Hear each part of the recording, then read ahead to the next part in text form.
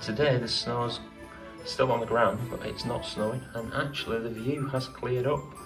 That looks like Coles Kirk in the distance where I went yesterday. So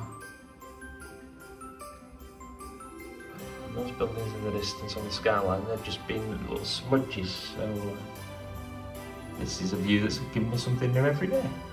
It's another day after yesterday's snow. The pavements are like sheet ice, so that's going to be a bag of laughs today. But I'm going on a tram, so I'm going to head to the Belvedere Quarter, the Belvedere Palace. Oh, it's coming now.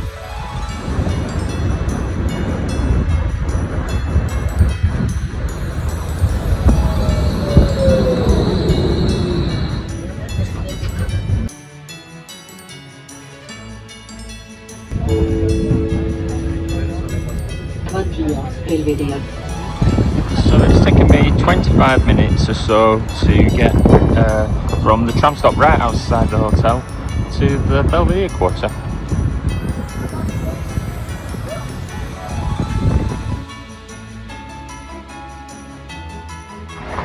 Made it to the Belvedere Palace.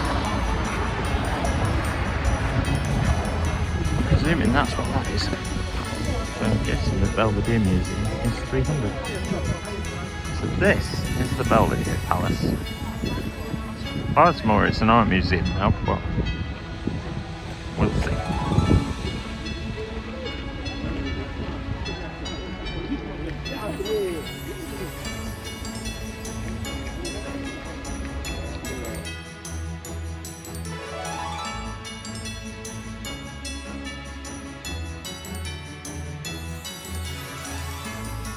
It is an art gallery and a museum. I was in the queue for tickets and thought, I'm not really sure. I actually want to spend my day inside. So, for now, I'm ditching the idea of the museum. I'll do art galleries another day. I want to go and see this. There's all these beautiful gardens to explore. I feel like being out and about. So if you do come here, the highlight of the collection is Klimt's The Kiss, if you know that painting. Apparently there's a time ticket to see it, so you've got to book that in advance. Obviously the rule that I've sussed out by now is that if you find an impressive building, in front of it is a Christmas market. So it's not a huge one here at the Belvedere, so it's probably a bit further out than most places. See, I have better luck with my hot dog today. One thing to note, it was cash only on that stall, and I've noticed a lot of the Christmas markets are cash only, so just make sure you bring some euros with you as well. Anyway, I'm going to get on with my lunch. Cheers.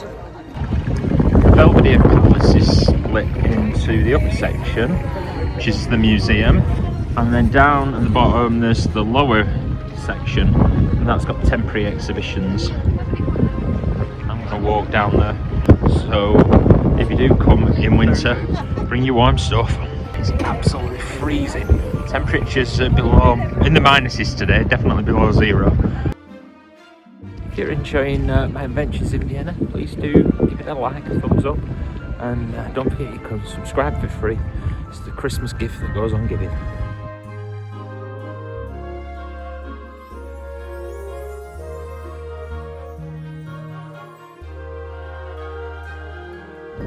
Lower Belvedere, not quite so fancy, but still very nice. You turn around, you get the view up the hill and the full Belvedere Palace.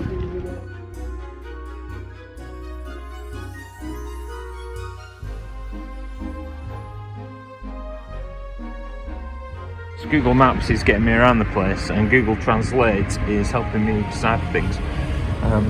It's told me that I can get the D tram, so I'm stood in the middle of the road, hopefully going in the right direction. I wondered how that works, so I'm on the side of the road, so I couldn't get on the wrong one because it doesn't stop here. Trams are due every 6 minutes, and one is actually due round about now apparently. So I'm going to go back to Maria-Theresen Platz and do the Natural History Museum. Here it comes. tram took me to Bergring, which is near the museum's quarter. Just a little walk. So that's the World Museum of Vienna.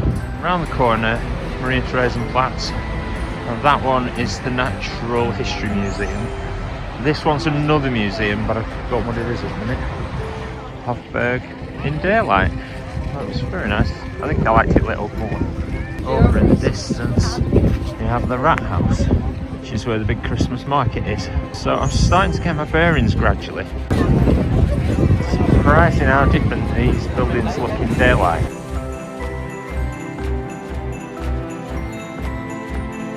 I'm at the Natural History Museum. I think I'm going to have an afternoon learning something, and I can say at least I've visited one of the places I was expecting to go to.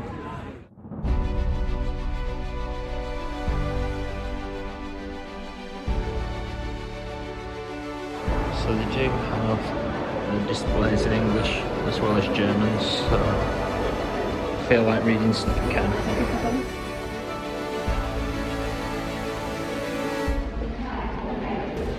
Dinosaurs.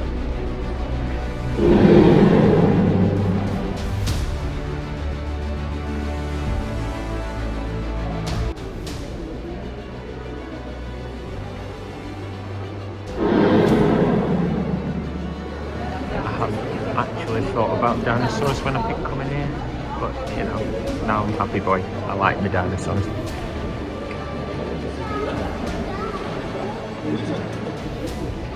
The size of these things, you can't imagine that this won't be.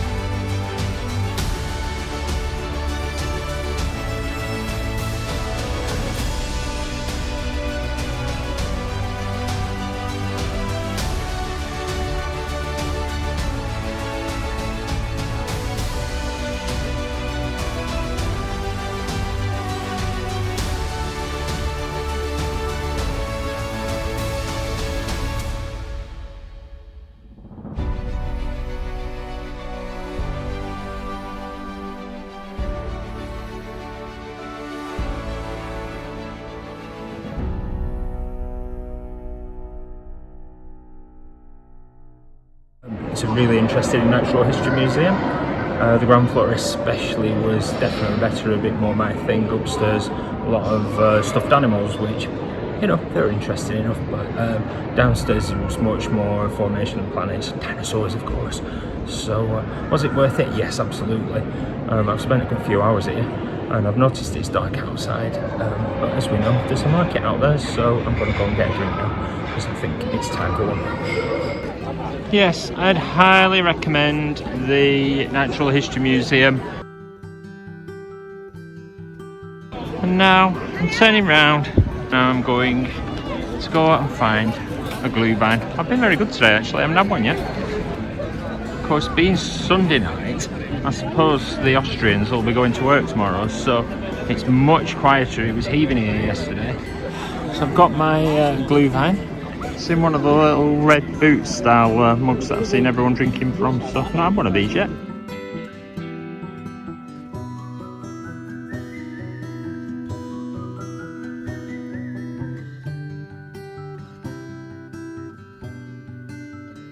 Little snacks to keep me going. I've bought some spiral potatoes because I've seen everyone eating these and I've been really curious.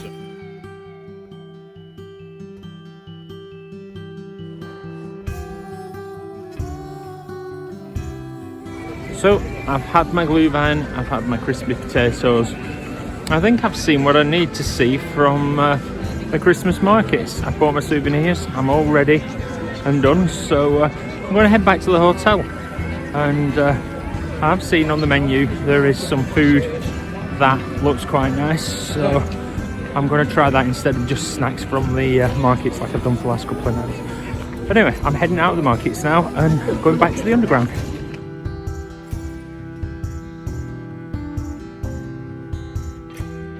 Just having a little walk now on my way back to the underground. You can see the big U sign ahead. Public transport, definitely worth doing. I've had my money's worth out of that ticket. I think it costs €17 for 3 days, 72 hours, which is the equivalent of if you do 3 rides a day, then you've got your money's back. So I've done that definitely. I think it's €2 something. Definitely much more convenient just being able to jump on and off trams and trains without having to worry about going buying tickets. I will need to do that tomorrow though, because unfortunately I'll be past my 72 hours tomorrow morning, so I don't fly home till tomorrow night. So still got a bit more time to explore, but I don't know what I'm doing tomorrow yet, so keep watching.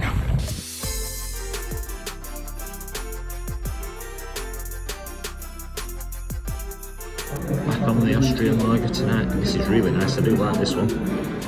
Blimey, I went for baked camembert. This is just my starter. It's a meal in itself. It looks and smells delicious though. This is schnitzel Viennese style, which is it's a chicken breast apparently. That meal was delicious. The schnitzel was really tasty. It's not on the rooftops, but look at Vienna all lit up there in the background. Beautiful. I'm really lucky. I'll never forget that, you know. The last time I wake up to this view of Vienna, at least I can see it again. It's a nice clear day. No idea what I'm going to do today. I've got to get to the airport early afternoon, so I've really got what's left of the morning. And yeah, your guess is as good as mine at the moment. See what I can fit in.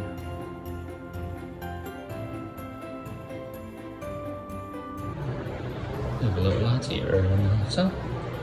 They also let you leave your luggage, so I've just checked out of my room, and now I'm going to explore this morning before I get back to the airport. But I've been able to leave my bag, and I'll pick that up in a couple of hours before I set off properly. So it's after 11 o'clock, so my 72-hour travel pass has run out.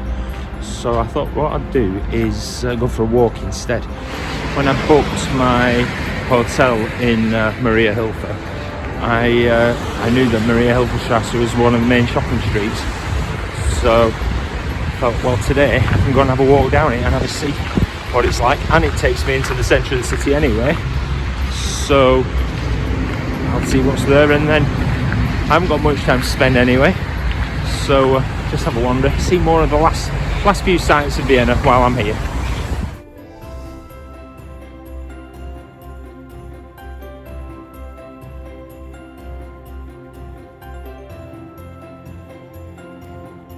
Generally, I like walking everywhere, but this is making it a bit more challenging. But the one thing you don't get when you're on the trams and the trains is a really good view of the city and the architecture. So this is quite nice to see.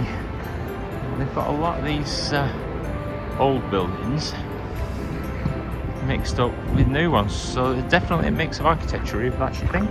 Lots of different things to see. Like your KFC fix. So it looks more like a normal, a bit more of a shopping street, like a typical precinct that you get anywhere really. I'm only at the top end. I'm presuming this goes quite a while. I think it's a fair walk. Some familiar brands on here. The underground there. C&A, I haven't seen one of those for long now. This is one long shopping street. It reminds me very much of Oxford Street if you've been to London. We've got all the Christmas decorations up, obviously a bit too early for it to be lit up. I've seen enough of Vienna's Christmas lights to know how good they are. I like their people in love crossings.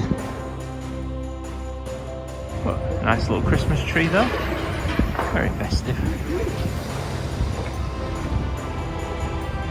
Just to contrast your architecture, you know, from something old to something really modern. think there's a big shopping. Yeah, it's a big shopping centre. There's a few shops in there. I quite like that you get shops that you see at home, and then just to remind you, you're in Austria, you get a nice church that looks nothing like anything we get at home. And half an hour later, without really doing any shopping, because I've just walked down the street, I've done nothing more than window shopping and taking a few photos, I'm at the bottom. So that's a good long shopping street. If you are here for the shopping, Mariahilferstrasse, I recommend go and have a look.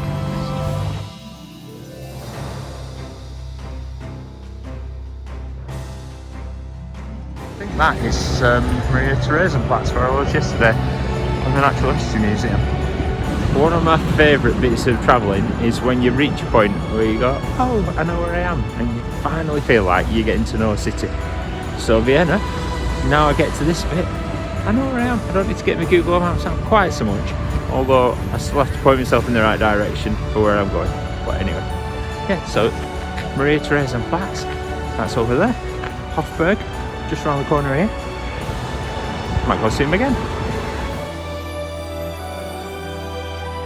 Oh, Viking cruises. Now actually, one thing I haven't seen the river in Vienna. So I'm guessing that you could be doing a Christmas market's riverboat cruise right now. There you go, Viking cruises are obviously out on tour, and they're coming to the Maria-Theresen Platz market. Well, that's a good choice. So there you go. If you're calling in at Vienna on a winter cruise, you're going to see some lovely stuff, definitely. You have a little grit of lorries for the pavements. They're not doing a right good job, I have to say. We have the rat house in the distance.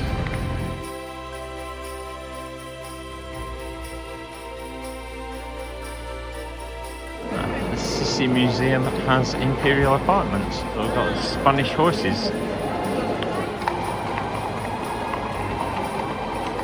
Saw this old tub the other day. Still very nice in daylight.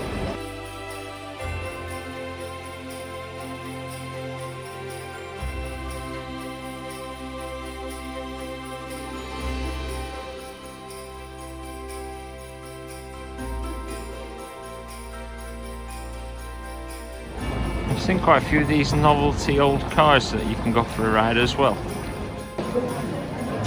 Another shopping street. This one looks maybe a little bit fancier. It's on the coal mark. So if you want your posher shops, this is the place to go. And I recognise this as well. Please roll it up. So know where I'm going again now. That's the big fountain. This is where I had a bit further down one of my first Gluhweins. Probably the first one. And here it is. I'm back at Stefan's. It's amazing what you see in the daylight that you didn't see. It's beautiful blue in front of the building, and I did definitely spot a beautiful roof. I mean, I was striking in the dark, but it's really striking and amazing now.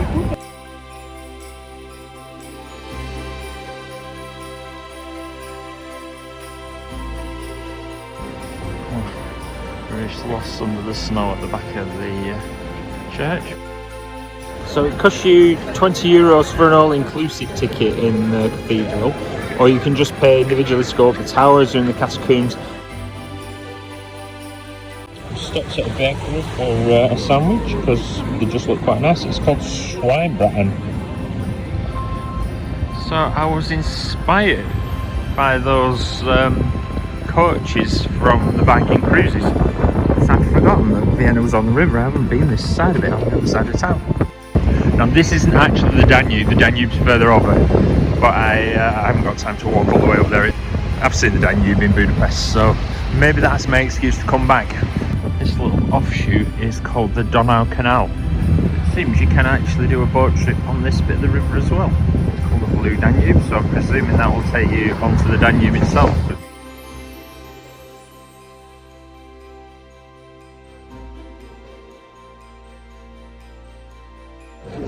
It's my last Gluhwein time. Very nice. And look, I've got this as a view. I can think of worse things to do for my last hour in Vienna. So I had to buy a single ticket because my pass has run out, and then you have to validate these. So the ticket's due for any time. You stick it in, and now it's validated, so I'm good to go. Back on the U3 at Stefan Platz. I'm getting off at Westbahnhof. So that's me done at the IBIS Wien Maria HIlf. I would definitely recommend it. It's more of a budget hotel, it's fair to say, but I've had a really good stay. I've had everything I needed.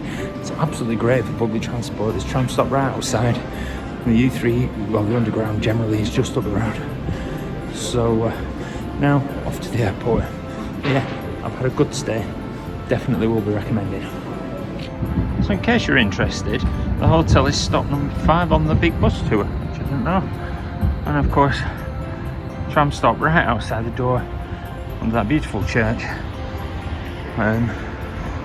The underground is just a few minutes walk up there, which is where I'm off to next. Now I'm going down towards Simmering, off to catch the cat. So for this one, I'm going to Landstrasse, which is where everything interchanges. I'm back at Landstrasse for the city airport train, which is in this direction. Head down this way. It's all very well signposted, follow a little green aeroplane. I remember this shopping mall. There you go, Airport Express. And the thing with the ticket, it was a return cat ticket, so although my 72 hours on the underground ran out this morning, the return ticket's valid. I'm feeling it's 30 days. So again, you can drop your bags, check them in if you need to for the train.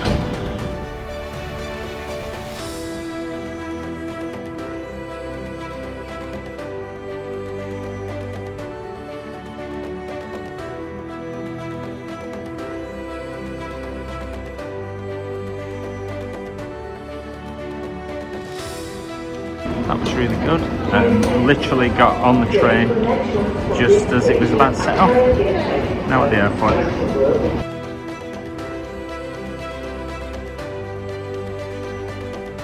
I'm flying with Jet 2 and I'm pretty sure it's at Terminal 1A, so we'll head that direction.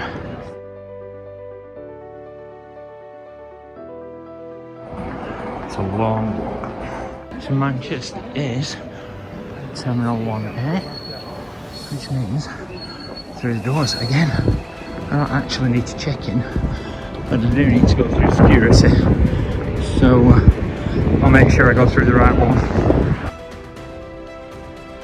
Just to confuse me, I'm not checking in anything, but there isn't a security gate in here. This is just luggage checking. Found a very helpful person to ask. So Terminal 1A, you go there if you're going to check any baggage in. If not, you go to Terminal 1 to the D area, and then that's the security. So back into Terminal 1. So security was not too bad. I've been through worse, let's put it that way. I'm now in this little bit before border control. So we're at gate D. The road to gate D is passport control. So I'm not sure what there will be on the other side. So I might just loiter in this area for a little bit.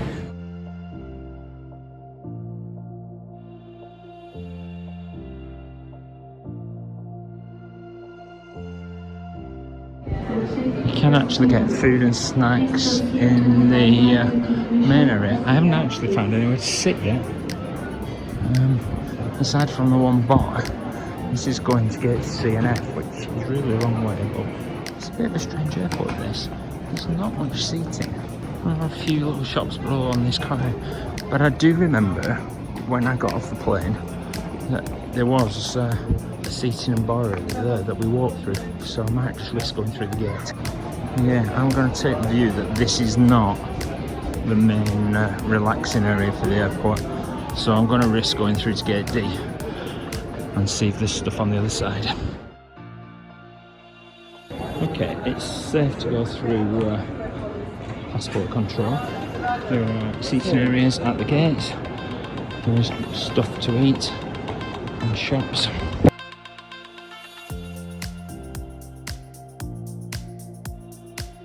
Can't we see gate 29?